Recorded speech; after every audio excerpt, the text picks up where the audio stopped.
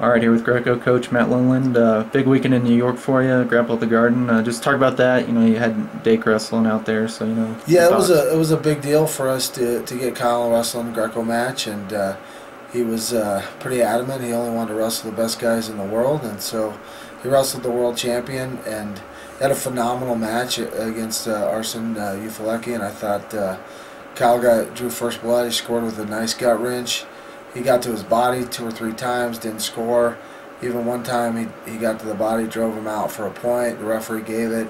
I didn't think there was a leg foul on it on the push out, but ultimately ended up losing that match 6-3. But it was a great match, a good first step. Kind of shows where Kyle's at against the best guys in the world. And we used the old rules too, so that was a huge advantage for Arsen. So talk about the new rules. Why didn't you use them for that? Well, we didn't use the new rules because the world champion refused to wrestle the match if we didn't use the rules that he won the worlds in. He felt like that was too big an advantage for a guy that hasn't wrestled a Greco match since he was a junior. That was a little odd, you know. I mean, he said to me, we didn't agree to these rules. I said, we agreed to a Greco-Roman match, and these are the new rules that are being used. They used them the day before at the Minnesota Storm Cup, and we got a directive from UWW, which was formerly FILA, as these are the new rules going into place. And he said, if we use those rules, he wasn't going to wrestle. And I honestly really felt if Arsen didn't get a free chance on top with a forced parterre, that we were in that match.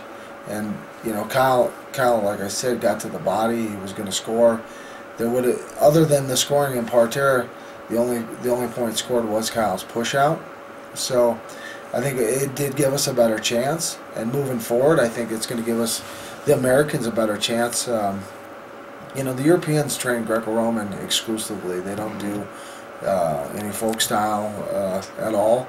And so, our guys that don't train that coming up, youth level, training a lot of parterre, have a bit of a disadvantage. They got a learning curve. We have some good lifters. We've always had good lifters, but guys that have been in our Greco program for a while that develop good lifts, like Spencer Mango and Andy Bisick, guys that have been in our program, really learn the style and develop it. But moving forward, guys coming out of college, Division I level guys that are good hand fighters and can score on their feet, that's a huge advantage. So I'm going to expect to see a lot more guys coming over to Greco with the new rules and the new style, because they're not getting a free chance on top. You got to earn that parterre. Right. So these rules are going to be very beneficial, you think, for us as Americans? I think it's going to be beneficial for us recruiting a lot of Americans. I think everybody in the world is going to adapt. And we're going to have to compete still against the best guys in the world. I don't think it's going to give any one country a distinct advantage. But I think what's going to happen is it's going to attract more guys that aren't used to wrestling the Greco rules where they get the forced parterre. I mean, a few years back they were giving guys reverse lifts. Yeah. I remember that, and there was only certain guys that had an advantage. You had guys in our country like T.C. Danzler and Kendrick Saunders, those kind of guys. Mm-hmm. That you give those guys a free lock, they're going to pick you up and put you on your head. But even the forced parterre for most Americans coming over, making that early transition, it's a hard adjustment to make. You've got to learn the defense, you got to learn the offense, and now it's going to look more like what we see in freestyle, where you had to earn the takedown, where you get a chance on top. We'll adjust and we'll get better. Right. Well, moving forward, got a busy January schedule coming up. Talk about that. We do. We're really busy in January. We're bringing our guys out to camp. Starts on the 15th. We're gonna have a good training camp with Kazakhstan here, Bulgaria here. We're hearing a couple other countries. I know Mexico will be here, but we're hearing a couple other countries are going to be at our camp, and we pushed our camp really close up to the Schultz Cup, because we run our Pinto Cup, and those guys will come over and train with us right up to the competition. Big thing is our Schultz Cup is on the 29th, but we have our Pinto Pinto event named after Jack Pinto. He was a a young wrestler that was passed away in that Sandy Hook incident, and in honor of him, we developed this tournament. What I did was I changed the format. Back when I wrestled in Concord, Bill Martell used to run an event in a ballroom, and everybody wanted to wrestle in this event, and they only had 10 matches. And so you put your best guys, and that's what we're going to do. We're going to take our best athletes. We're going to create this thing like a show. We're going to create an event where it's a 2-hour event. We got VIP tables. We're going to serve beer, alcohol, dinner. We're offering up 20 different tables to come in and sit ringside, watch the matches. It's going to be a major social event, but you're going to have our best Americans facing the best Bulgarians, the best guys from Kazakhstan, all the countries that are going to come over here. We're going to get a competitor from each of those countries. And we're going to have a main event, a co-main event. Andy Bisick, our world medalist this year, will be on the mat wrestling the best foreigner that's going to be here in our main event. And I'll get those lists out real soon as I get the confirmation from which countries are sending. But right now I'm hearing Bulgaria's got 2 world champions coming. Kazakhstan's got world medalists coming. So we're going to have really exciting matches. Like I said, Andy will be our main event, but we'll have our best guys. You know, Robbie Smith and Spencer Mango and Bryce Doris, and you know, you're going to get a chance to see our world team members compete against the best guys in a short, condensed show.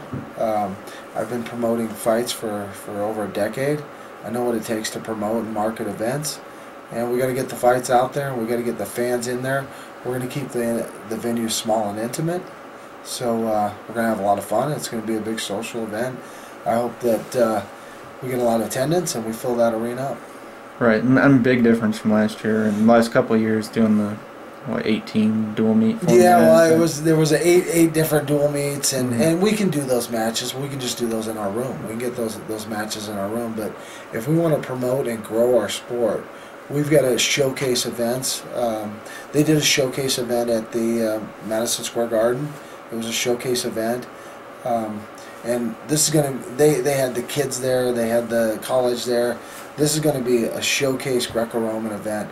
It's not all day. You don't show up and watch kids in the morning. You know, college guys in the afternoon, and then hopefully people stick around for the main event Greco. This is going to be a short 2-hour event for the fans. For the fans, exciting wrestling. The guys are going to go out and compete, put on a show. You know, we're going to compete against the best guys.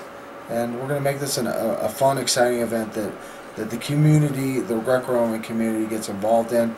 We've got so many former guys that I trained with on my teams that are still living here, that are buying VIP tables, bringing their fans, bringing friends, family, bringing their clients. You know, I got guys that work in hospitals, you know, financial planners. They're going to bring their clients and entertain them there at this event. It's going to be a lot of fun. Right. So details for the event. Details on the event, get on themat.com. We're going to have tickets on sale. You can get a hold of us. You can buy a VIP table. There's limited numbers. We only have 20 of those tables. They seat 10. Get a hold of us here at USA Wrestling. Tell us you want one of those tables. Bring your family. Bring your friends. You know, if you want to entertain clients for work, this is the place to do it. Awesome. Well, anything else for me, Coach? No, this is it. Thanks. All right.